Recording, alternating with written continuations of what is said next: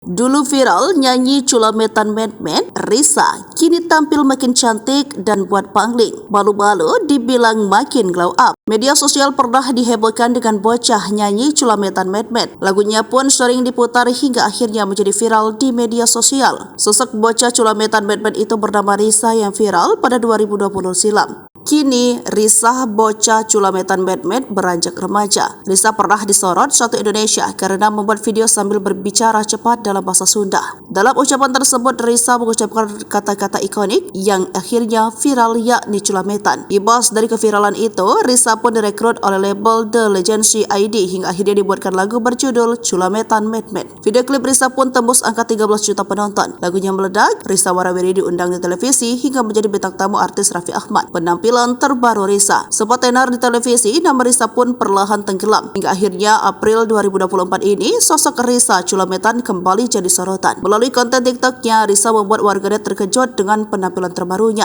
Mengenakan jilbab hitam dan kemeja bergaris, Risa tampak merias dirinya dengan make up tipis. Namun justru penampilan Risa ramai dipuji warganet. Publik ramai menyebut Risa semakin cantik dan glow up. Kini Risa tengah fokus menyelesaikan pendidikan di bangku sekolah. Masuk ke kelas 9, Risa diketahui bersekolah di SMK Kartek 2 Jatilawang, wilayah Banyumas, Jawa Tengah.